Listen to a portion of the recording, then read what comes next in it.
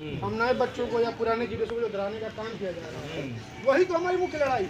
देखिए, ये नियम नियमावली बनाए गए हैं, ये केंद्रीय कर्मचारियों के लिए बनाए गए, यानी कि अगर आप केंद्रीय कर्मचारी हैं तो वाकई में आपके ऊपर ये सारे नियम नियमावली जो है लागू होते हैं, जिनका हवाला हम लोगों को दे रहे हैं। पहली बात समझिए, हमारी लड़ाई ही इसी बात की है कि रूल 3 ये कहता है कि भाई साहब, आप कोई भी जीडीएस बंधु केंद्रीय कर्मचारी होने का दावा नहीं कर सकते। अगर कोई भी जीडीएस बंधु केंद्रीय कर्मचारी होने का दावा नहीं करता है तो इसका मतलब कि वो कर्मचारी है ही नहीं। अगर वो कर्मचारी नहीं है तो उसके ऊपर कर्मचारियों वाले नियम नियमावली कैसे पारित होंगे? सबसे बड़ा सवाल तो आप उनसे, उस अधिकारी से पूछिए कि क्या मैं कर्मचारी हूँ?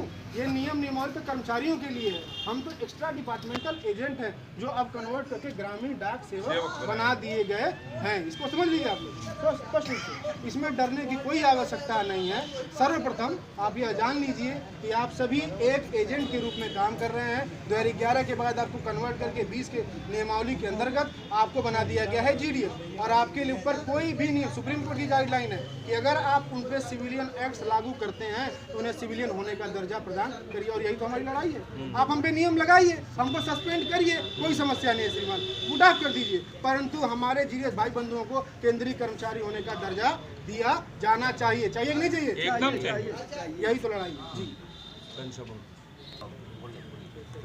ये हमारा कहना है जी भाई, कारण है कि हमारे जीडीएस कर्मचारी कम पढ़े लिखे लोग हैं। जो नए नए बच्चे आ रहे हैं वो मान लीजिए मेरिट पर आ रहे हैं और इतना जानकारी इन लोगों हम लोगों को नहीं है, तो इसीलिए मैं आपसे इस पर सवाल पूछना चाहता हूं कि क्या जो ऊपर से कार्रवाई हो रही है, दबाव बनाया जा रहा है अधिकारियों को, तो इसके बारे में जो है जीडीएस जो है डर जाता है।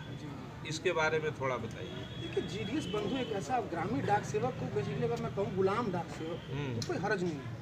मैं आप लोग का अनादर नहीं करना चाहता, मैं बताऊं 125 सालों से जो शोषण आप लोग सह रहे हैं, आज़ादी के 75 साल के बाद भी आज आप लोग को समानता का अधिकार नहीं दिया गया है। आप भी भारत के नागरिक हैं, आपके भी मूलभूत अधिकार हैं, आप भी इस देश के ही नागरिक हैं, आप भी इस लोकतंत्र में विश्वास रखिए। आंदोलन करना कोई अपराध नहीं, अपनी मांगों को सरकार के समक्ष प्रस्तुत करना क्या कोई अपराध है? नहीं।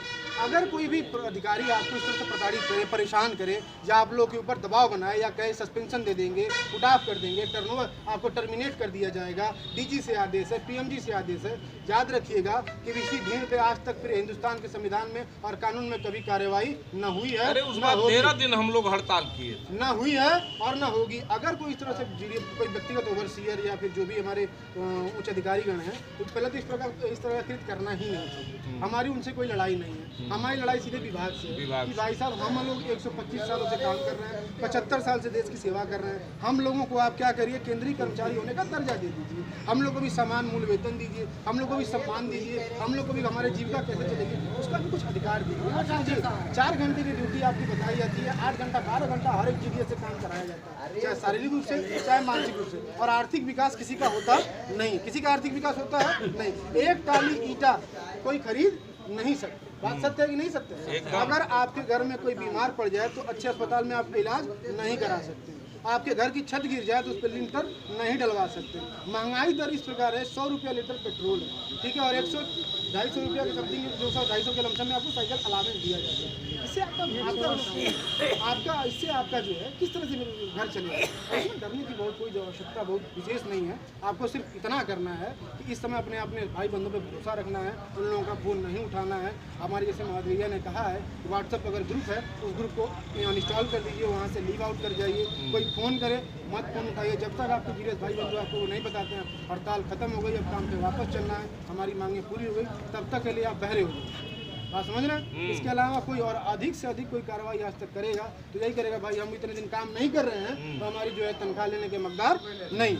इतना ही हम जो है हमारे ऊपर सजा हमें दी गई है आज तक, और यही मिली नहीं। तो सुप्रीम कोर्ट से तो ऐसा ही निर्देश भी हुआ है कि वही आदेश हुआ है कि बहुत होगा तो नो वर्क नो पे हो। बिल्कुल। अच्छा, लोकतंत्र में हम समझिए, अगर जो नियमावली हमें बता रहे हैं, हम आंदोलन नहीं कर सकते, हम विरोध नहीं कर सकते, हम विद्रोह नहीं कर सकते, हम अपनी बात नहीं रख सकते, फिर आप हमारा शोषण करेंगे, पब्लिक हमें बंदूक लेके दौड़ाएगी। कानपुर में आप लोगों ने देखा एक ABPM को बंदूक से लेके दौड़ाया गया, वीडियो देखा होगा आप लोगों ने ना। एक पोस्ट मास्टर कानपुर का एक GDS को टारगेट के नाम पे अपने ऑफिस में बुला के लातों जूतों से मारता है। किसी क्षेत्र में अगर GDS जाता है उससे 2-4-5 गिर जाता है, अपने घर से भरपाई करवाता है। ये किस किस्म का जो न्याय है, आप समझिए किस किस्म का न्याय है कि हमें कर्मचारी नहीं मानेंगे और अगर हमसे कोई त्रुटि हो जाए, कोई गलती हो जाए तो हम पे कर्मचारी जो है नियम नियमावली आप थोप दें। ये तो सरासर अन्याय है ना।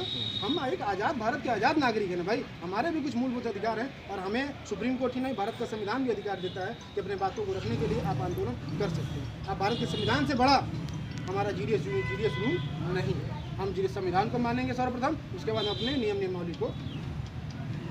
धन्यवाद। एक चीज़ और जानना चाहते हैं कि हमारे जो नए कर्मचारी हैं उस पर जो है अधिकारियों का फोन आ रहा है, आगे कब की ज्वाइन है उसको याद नहीं है, तो कहा जा रहा है कि इस पर जो है आप खोज करके बताइए, ऊपर से आया। तो उनसे जब हमारी वार्ता हुई तो उन्होंने कहा कि भाई नेताजी क्या करें, ऊपर से आदेश है तो हम लोग क्या कर सकते हैं। हमने उनसे पूछा कि आपको जो है अधिकारियों का आदेश है, तो जो हम लोगों का जो दिल्ली में बैठा हुआ जो है हमारा नेता है SS महादवैया, हम अपने शौक से थोड़े हड़ताल पर बैठे हैं। सरकार से उनकी वार्ता हुई, अभी 11 तारीख को वार्ता हुई, विफल हो गया। अंत में जाकर के ये आदेश हुआ कि नहीं आप लोग हड़ताल करिए। तो जब आप अपने मन से नहीं कर रहे हैं, ऊपर के जो है अधिकारियों से फोन आ रहा है तो आप करने जा रहे हैं, तो हम भी तो ऊपर के नेताओं का आदेश आया है कि हड़ताल करिए तो हम हड़ताल कर रहे हैं। सर्वप्रथम मैं बता दूं, ये जो भारत देश है जो 1947 में आज़ाद हुआ, 26 जनवरी को हमारा संविधान जब पारित हुआ, ये देश संविधान से चलता है। संविधान समझते हैं आप लोग, जो हमारे देश को चलाता है, जो हमारे देश की असल जड़, जिसको हम सबको मानना चाहिए, ना कि किसी GDS रूलिंग से चलता है। आप समझिए, तानाशाही रूलिंग से हमारा देश नहीं चलता, हमारा देश संविधान से चलता है। और संविधान हमें यह अधिकार देता है कि अगर आपके साथ अन्याय हो तो आप अपनी आवाज़ उठा सकते हैं। मैं GDS भाई बंधुओं से सिर्फ इतना कहना चाहता हूं कि आपको डरने की बिल्कुल भी जरूरत नहीं है। आपने किसी की सिफारिश पे नौकरी नहीं पाई है, आप उन अधिकारियों के एवज में और हाथ पांव जोड़ करके नौकरी नहीं पाए कि आपको उनको डरने से आवश्यकता है। अरे तुम ये समझो कि अगर वो तुम्हारे खिलाफ कोई कार्रवाई करने की सोचेंगे तो सिर्फ तुम्हारे साथ होगी, वो एक समूह के साथ करेंगे और एक समूह के साथ कार्रवाई करने में अच्छे अच्छे अधिकारियों की कलम टूट जाती है। और ऐसा तानाशाही अंग्रेजी शासन नहीं है कि भगत सिंह से लगा 11 जितने भी लोग हैं सबको एक साथ सूली पे चढ़ा दो। इस तरह का कानून अगर कोई जलियांवाला बाग भी नहीं हो सकता, ना आपके ऊपर कार्रवाई होगी। पहली चीज़, अधिकतम जो सजा हमें मिलेगी इस विद्रोह के लिए, उसका यही है कि नो बी नो वर्क। आप जितने दिन स्ट्राइक पे रहेंगे उतने दिन आपको काम पैसा नहीं मिलेगा। और इससे पहले भी 13 दिन हड़ताल हुआ था, क्या कुछ हुआ था? हम लोग उस समय नहीं थे, हम लोग के खिलाफ कुछ हुआ था? कुछ नहीं हुआ था। और आज भी कुछ होगा? कुछ नहीं होगा। आप लोगों को डरने की जरूरत नहीं है। ये इस तरह से दिखाया जाता है कि आपके जो संगठन है वो अधिकारी चाहते हैं किस तरह से तोड़ करके सरकार के समक्ष प्रस्तुत करें कि इनके में एकता नहीं है। कुछ असामाजिक तत्व या कुछ ऐसे नेता जो अपने व्यक्तिगत लाभ के लिए लोगों को बहला फुसला कर भड़का करके ये विद्रोह करा रहे हैं। ये हमारी और आपकी, हम सबकी जरूरत है। हमारे भविष्य का सवाल है, उन नए बच्चों के अधिकांश भविष्य का सवाल है। एकदम, हम लोग तो 2-4 साल में रिटायर हो जाएंगे। ये हमारे पूर्व जो हमारे सीनियर नेता लोग हैं तो 2-4 साल में रिटायर हो जाएंगे, परंतु आगे हमारा भविष्य, अगर हम 10,000 पे, आप सोचिए कि 10,000 में अगर हम घर का राशन लेने महीने में जाते हैं तो 10,000 तो कम पड़ता है।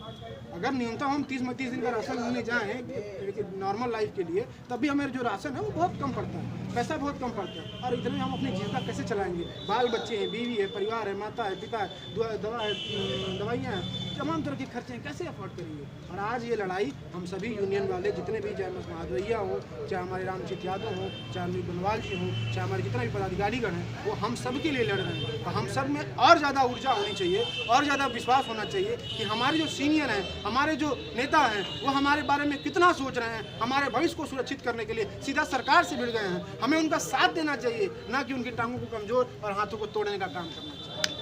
इनकलाब जिंदाबाद, जिंदाबाद जिंदाबाद, GDS एकता जिंदाबाद, जिंदाबाद जिंदाबाद, GDS एकता जिंदाबाद, जिंदाबाद जिंदाबाद।